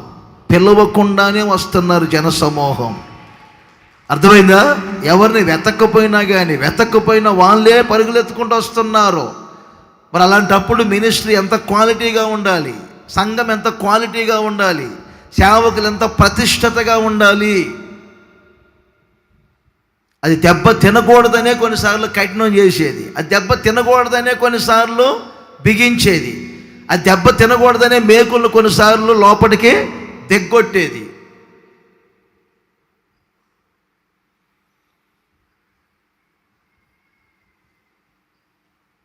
మనసులో దయ లేక కాదు, గుండె నిండా ప్రేమ లేక కాదు. తండ్రికి పిల్లల మీద చాలా గౌరవం ఉంటుంది, కానీ చెప్పుకోడు. 90 మార్కులు తెచ్చాడనుకోండి, మెచ్చుకోడు, సెకండ్ ఇవ్వడు. 90 తెచ్చుకున్నావురా అని మెచ్చుకోడు ఎప్పుడు. అని మెచ్చుకుంటే ఈసారి మరలా 80కి దిగుతాడేమోనని చెప్పి, మేము చదువుకునే రోజుల్లో 100కు 100 తెచ్చుకోనంలే, 90కే మెచ్చుకుంటున్నాం అంటాడు ప్రక్క నుండి. ఆ పిల్లల మైండ్లో ఏం పడుతుంది అంటే, మా నాన్నగారు లాగా ఈసారి నేను 100కు 100 తెచ్చుకోవాలి అనేది పడిద్ది. 90కే మెచ్చుకొని కేకులు తెచ్చి కేఎఫ్సీ ఇప్పించి డ్రైవ్ బ్రేక్ జయప్రదకి తీసుకెళ్ళానుకో, నువ్వు ఈసారి తప్పకుండా వాడు 30లో దిగుతాడు. పిల్లల మీద ఆప్యాయత ప్రేమ లేక కాదు, కానీ ఉన్నప్పటికీ అనుకున్న టార్గెట్ చేరాలి పిల్లలని దాన్ని చెప్పుకోరు. అలాగనే దేవుని దయకు ఒక వ్యక్తి ప్రాప్తుడిగా మారాలంటే, దేవుని దయ మీ మీద ఎప్పుడు కప్పబడి ఉండాలంటే, మీరు దయగలిగి ప్రవర్తించాలి. ఇప్పుడు వస్తీ ఉంది కదా బైబిల్లో, అందగత్తె పొగర కూడా తక్కువేం లేదు. ఓకే, అందంతో పాటు పొగర కూడా ఉంది. ఆమె సౌందర్యవతి, ఆ సౌందర్యానికి తగ్గట్టుగా పొగరుంది. అందగాలకు పొగరు ఎక్కువ ఉంటుందా? అందగత్తెలకు పొగరు ఎక్కువ ఉంటుందా? కొంచెం చెప్పండి తర్వాత నాకు. ఆ పొగరు ఏం చేసింది? ఆ ఎవర్రాని తనాన్నే తొలగించింది. మరి ఎస్తేర్ ఎవరు ఇప్పుడు? ఆమె అందగత్తే, కానీ ఆమెకు పొగరు లేదు, గర్వం లేదు. హేగే దృష్టికి దయ పొందింది, ప్రజలందరి దృష్టికి దయ పొందినట్లుగా చూస్తున్నాం. రాజు దృష్టికి కూడా ఆమె దయ పొందిన కనుక ఆ దయ పొందినటువంటి వ్యక్తి కొమ్ము హెచ్చింపబడి అంచెలంచెలుగా సింహాసనాన్ని స్వతంత్రించుకునే స్థాయికి వచ్చింది. మరియాను చూసినటువంటి గాబ్రియేలు దేవదూత దయాప్రాప్తురాలా అని పిలవటానికి గల కారణం ఏంటి తెలుసా? దయగలిగి ప్రవర్తించటం. దేవుని దయ మీ మీద ఉండునుగాక. ఇదిగో ఈ 30 రోజులు కూడా దేవుని దయతో మీరు కప్పబడుదురుగాక. మీ జీవితకాలం అంతా దయతో మీరు కప్పబడుదురుగాక. అందరి చేతులు ఊపుతూ చెప్పండి గట్టిగా హల్లెలూయా. ఇంకొకసారి చెప్పండి గట్టిగా హల్లెలూయా.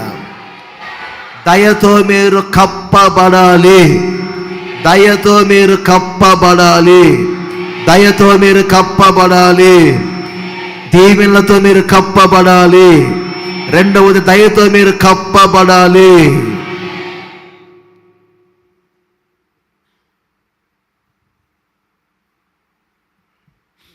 ప్రకటన గ్రంథం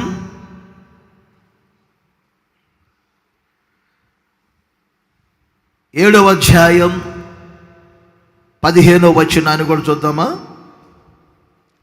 15వ వచనం.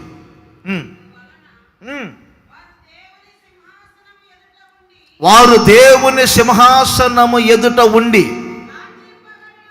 రాత్రి పగలు ఆయన ఆలయములో ఆయనను సేవించుచున్నారు. సింహాసనాసీనుడైన వాడు తానే తన గుడారమును వారి మీద కప్పును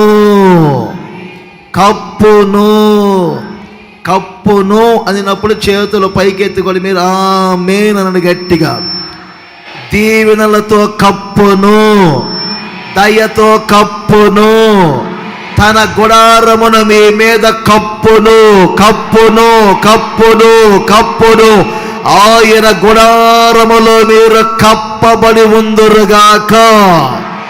ఇప్పుడు చేతులు ఊపుతూ చెప్పండి గట్టిగా హల్లెలూయా, హల్లెలూయా. దేవుని గుడారము అంటే మీరు గుర్తుపెట్టుకోండి, దేవుని మందిరమే మనకు ఒక గుడారం. దేవుని ఆలయమే మనకు ఒక గుడారం.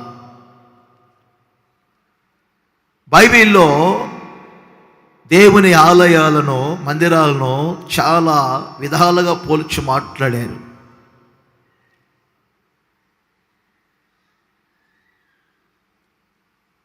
పాత నిబంధనలో ప్రత్యక్ష గుడారం, మామూలుగా దాన్ని గుడారము అని పిలిచారు. దేవుడు ప్రత్యక్ష మగుట వలన దానికి ప్రత్యక్ష గుడారము అని పిలిచారు. విన్నారా మీరు? మొదట దానికి గుడారం అని పేరు. దేవుడు ఆ గుడారములో ప్రత్యక్ష మగుట వలన దానికి ప్రత్యక్ష గుడారము అని పేరు పెట్టారు.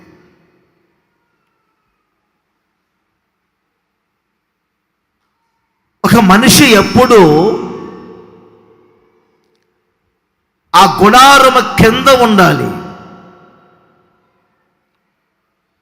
మీకు అర్థమయ్యే భాషలో చెప్పాలంటే, దేవుని మందిరపు నీడలో మీరు ఉండాలి ఎప్పుడు. అది దేవుని మందిరపు నీడ మీ మీద కప్పబడాలి ఎప్పుడు. దేవుని మందిరపు నీడలో మీరందరూ ఉండాలి. ఇంకొకసారి చెప్పండి గట్టిగా, చేతుల పైకెత్తి గట్టిగా చెప్పండి ఒకసారి గట్టిగా ఆమేన్ అనండి గట్టిగా.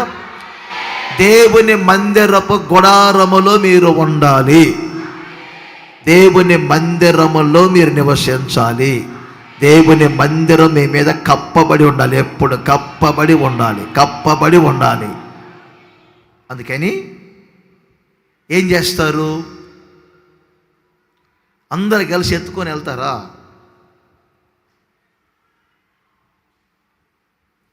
ఆ వాక్యం చూడండి, వాళ్ళ గురించి ఏమని రాయబడిందో మరలా చూడండి. 15వ వచనం, అందువలన వారు దేవుని సింహాసనము ఎదుట ఉండి, అది నోట్ చేయండి, రాత్రి పగళ్ళు ఆయన ఆలయములో ఆయన్ను సేవించుచున్నారు.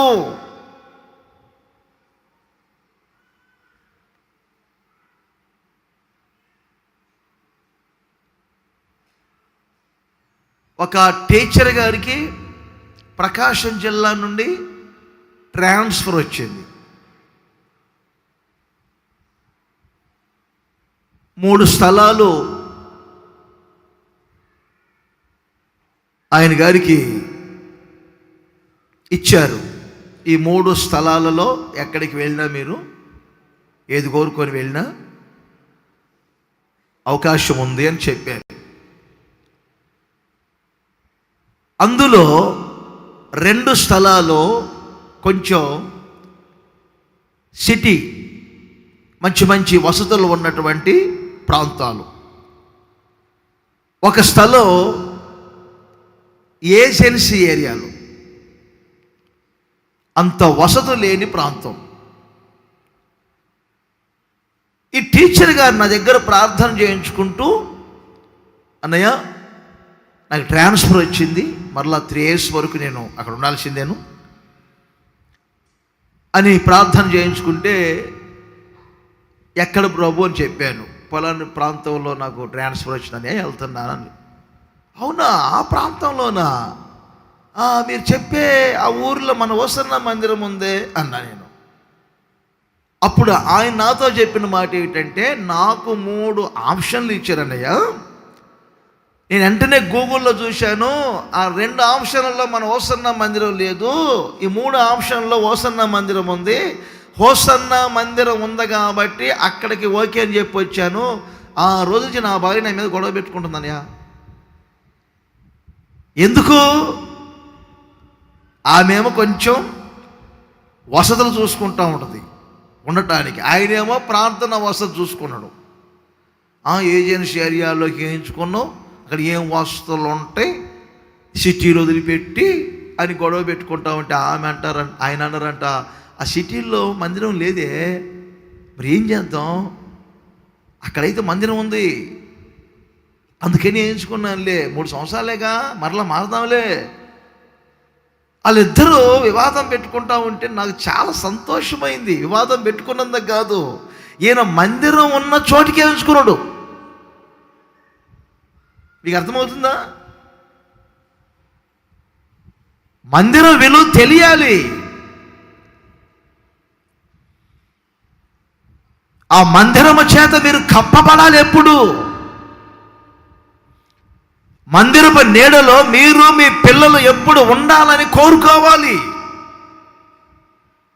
దావీదు ప్రార్థన అదే, నన్ను ఆశీర్వదించు, నా కుటుంబాన్ని దీవించు, నా కుటుంబాన్ని ఆశీర్వదించు అంటే దావీదుతో దేవుడు అంటారు, నా కుటుంబాన్ని ఆశీర్వదించు అంటావు. ఏమని ఆశీర్వించమంటావు? నీలాగా రాజులు చేయమంటావా, డాక్టర్లు చేయమంటావా, లేకపోతే స్టేషన్ మాస్టర్లు చేయమంటారా,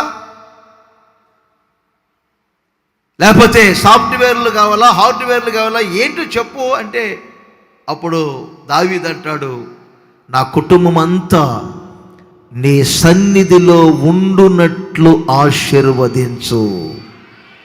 ఆమేన్ చెప్పండి ఒకసారి గట్టిగా. పిల్లలు దేవుని మందిరంలో లేకపోతే పిల్లలు రౌడీలు అయిపోతున్నారు. ఆ పిల్లలు ఎందుకు పుట్టారు అని చెప్పి తల్లిదండ్రులు బాధపడుతున్నారు. సహకరించట్లే తల్లిదండ్రులకు పిల్లలు, మాట వినటం లేదు పిల్లలు. ఇప్పుడున్నటువంటి రోజులను బట్టి పిల్లల వలన తల్లిదండ్రులు చాలా విసిగి చెందుతున్నారు. పిల్లలు లేని వాళ్ళకేమో లేరు అని బాధ, పుట్టిన వాళ్ళకేమో మాట వినట్లేదని బాధ. ఒక తల్లి అంటది, నువ్వు ఇలా పెరుగుతావు అనుకున్నట్టయితే గయ్యాలదానా, కన్నప్పుడే నీ గొంతు చెవి పిసికిందనే అంటది. ఇంట్లో నా ముందే అంటుంది. మరి ఎన్ని వయ్యార పనులు చేస్తుందో, ఎన్ని కిలాడి పనులు చేస్తుందో. కిలాడి మొహంది.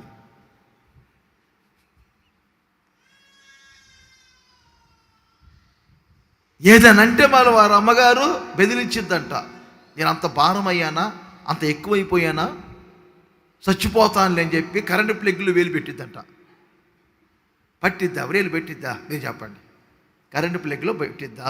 పెట్టబోతుంటారు. పట్టిద్దా? ఈసారి నా దగ్గరకు రండి, ఒక రాడ్డో లేకపోతే వైర్ ఇస్తాను, దాన్ని పట్టుకొని పెట్టండి. బెదిరింపులు, చచ్చిపోతామని. తల్లిదండ్రులకు సహకారంగా ఉండరు పిల్లలు కొంతమంది. నేను ఒక పిల్లని చూసా ఇక్కడ, చిన్న వయసు, అరగంట సేపు అని వైపే చూస్తున్నా. వర్షం జరుగుతూ ఉంది, ఆత్మతో నింపడుతూ ఉన్నాడు. చిన్న కుర్రాడు, ఇంత లేడు. మొన్ననే బాప్తిసం ఇచ్చాను. అరగంట సేపు వర్షం చేస్తుంటే, అరగంట సేపు ఆత్మతో నింపబడి భాషలు మాట్లాడుతూ ఉంటే హృదయం ఉప్పొంగింది. ఆ తపన లేదు కొంతమందికి. ప్రార్థన చేసుకుందామనే తపన లేదు, ఆత్మతో నింపబడదామనే తపన లేదు. మీ పిల్లలు దేవుని మందిరములో ఏమండి స్థిరపరచబడాలి. పిల్లల దేవుని మందిరంలో ఉండాలి. దేవుని మందిరములో పెరిగిన పిల్లల జీవిత చరిత్రలో ఆశీర్వాదముగా ఉంటాయి రాబోయే రోజులు. ఆమేన్ చెప్పండి ఒకసారి గట్టిగా, హల్లెలూయా చెప్పండి. నేను లండన్ వెళ్ళాను. లండన్ విక్టోరియా రాణిగా ఉన్నారు కదా, ఆమె తల మీద కిరీటాన్ని ఆదివారం రోజు మాత్రమే తీస్తారు. ఇక మిగతా రోజుల్లో ఆమె తల మీద కిరీటం తీయరు. ఎప్పుడో తెలుసా? ఆ కిరీటం తీసి ప్రక్కన పెట్టేది ఆదివారం తప్పనిసరిగా మందిరానికి వెళ్ళి మందిరంలో కూర్చొని ఆరాధన ముగించుకునేంత వరకు తల మీద కిరీటాన్ని ప్రక్కన పెట్టి, అర్థమైందా, మరలా ముగించిన వెంటనే తల మీద కిరీటాన్ని పెట్టుకొని వస్తారు.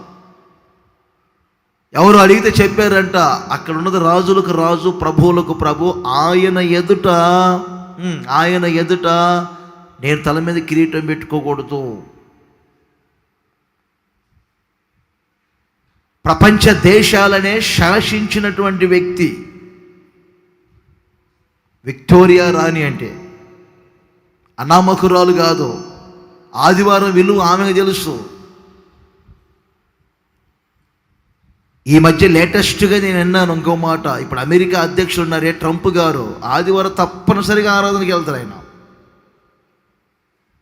ఆదివారం తప్పనిసరిగా మందిరానికి వెళ్తారు ఆయన గారు. తెలియట్లా చాలా మందికి. దేవుడే మనకు ఒక గుడారం, ఆయన మందిరమే మనకు ఒక గుడారం, ఆయనే మనకు ఒక గుడారం. మందిరానికి వచ్చాం చెప్తాను. దేవుని గుడారానికి మనం వచ్చాం. దేవుడు ప్రత్యక్షమయ్యే గుడారానికి మనం వచ్చాం.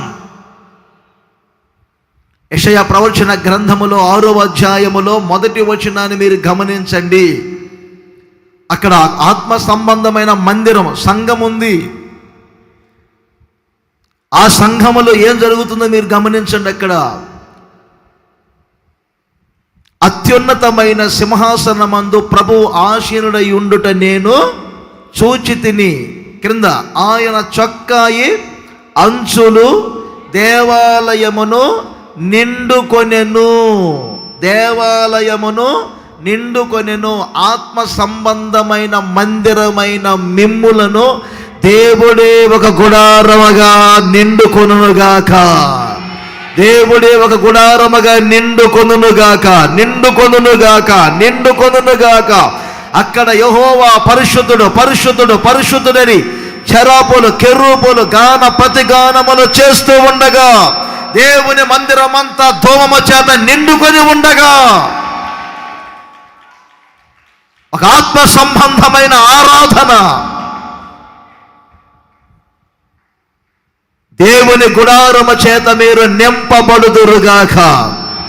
దేవుని మందిరం మీ మీద కప్పబడునుగాక. దేవుడే ఒక గుడారముగా మీ మీద కప్పునుగాక. ఆ మందిరపు నీడలో మీరు మీ కుటుంబాలు స్థిరపరచబడునుగాక. ఆమేన్. ఇప్పుడు చెప్పండి. 1, దీవెనతో కప్పబడాలి. 2, దయతో కప్పబడాలి. 3, దేవాలయముతో కప్పబడాలి. ఒక చిన్న మాట చెప్తాను. కొరింథీయులకు రాసిన 2వ పత్రిక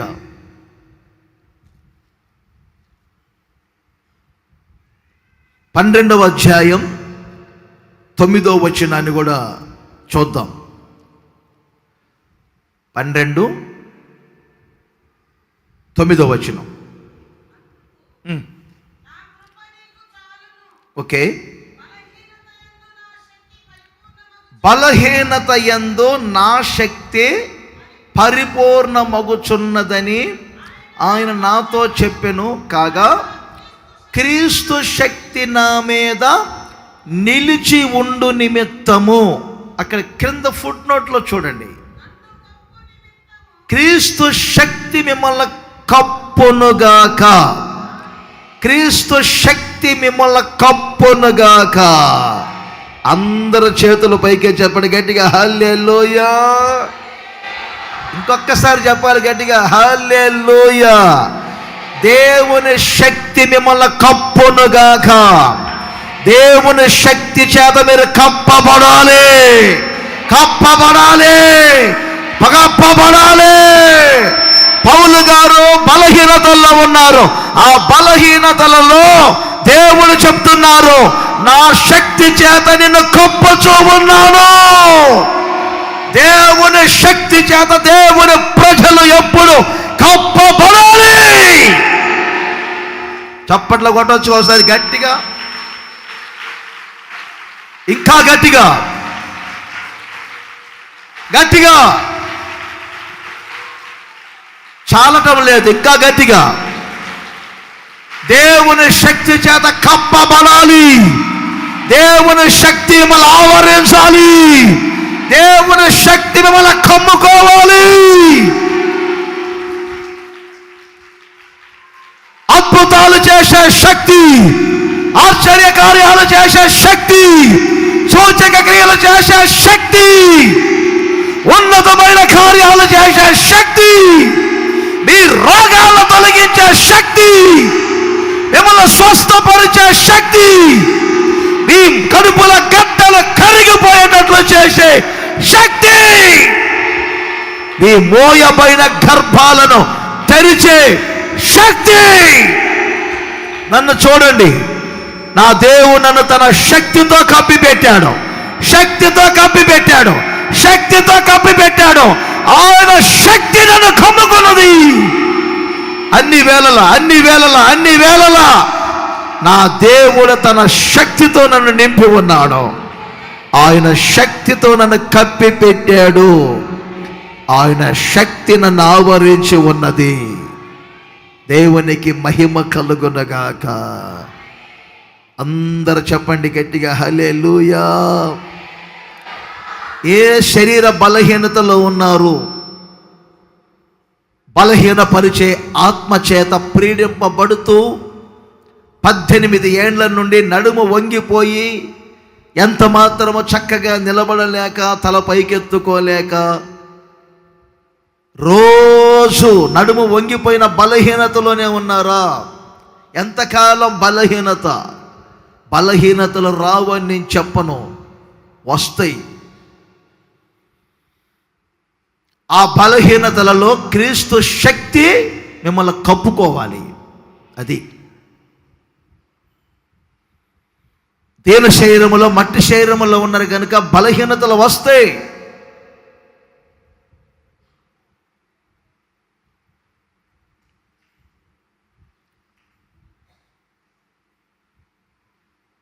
శరీర బలహీనతలో, ఆత్మీయ బలహీనతలో,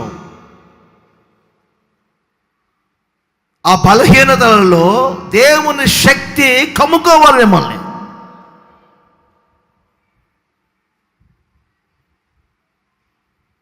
ఆ శక్తి చేత నింపబడి ప్రార్థన చేస్తే ఎన్నెన్నో అద్భుతాలు చేశారు దేవుడు.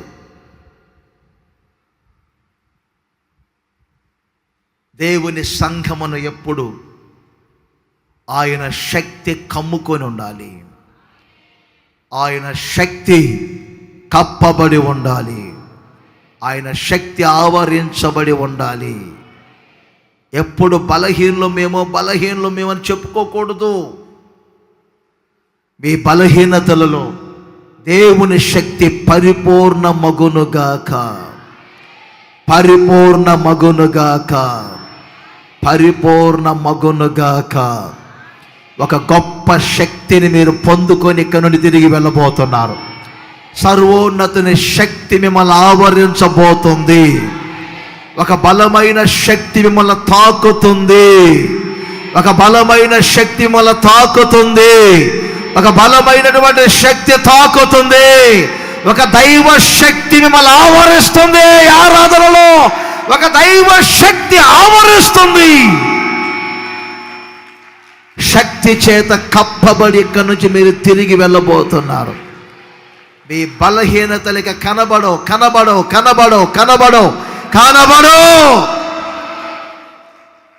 స్వస్థ చిత్తులుగా మీరు మార్చబడుదురుగాక. ఆత్మీయతలో మరింతగా బలాన్ని పుంజుకొందురుగాక. దేవదూత వచ్చి మరియాతో ఇదే చెప్పారు, అయ్యా నేను పురుషుణ్ణి ఎరగని దాననే, ఇది ఎలా జరుగుతుంది? నేను యేసుక్రీస్తుకు జన్మనివ్వటం ఏమిటి? అప్పుడు దేవదూత చెప్తారు, మరియా భయపడబోకు,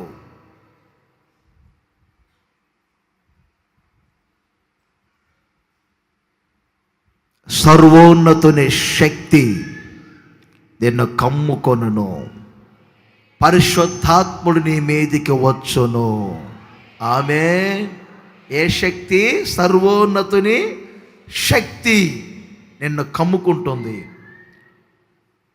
సర్వోన్నతుని బలము నిన్ను కమ్ముకుంటుంది. ఆ శక్తి చేతనే సమస్త కార్యములు జరగబోతూ ఉన్నాయి. చాలా విషయాలు ఉన్నాయి, 4 మాటలు చెప్పాను మీకు. దీవెనలతో మీరు కప్పబడాలి,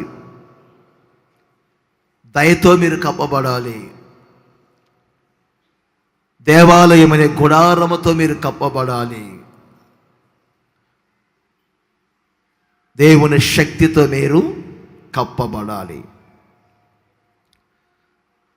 గాఢాంధకారాలు,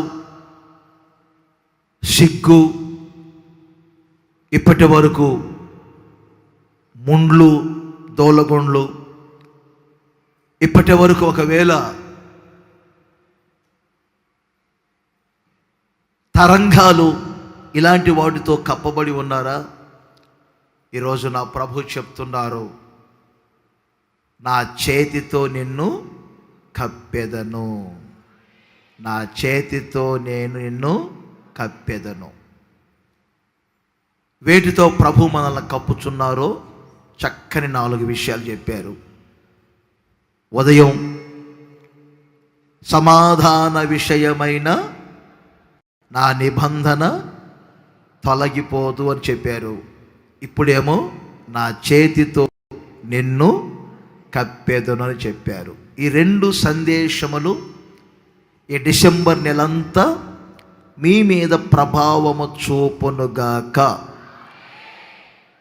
ఈ మాటలన్నిటినీ మీలోను, దూరాన ఉండి లైవ్లో పాల్గొన్న వారిలోనూ దేవుడు స్థిరపరచునుగాక. ఈ మాటల ప్రతిఫలాలు మీకు, మీ కుటుంబాలకు దేవుడు దయచేయునుగాక.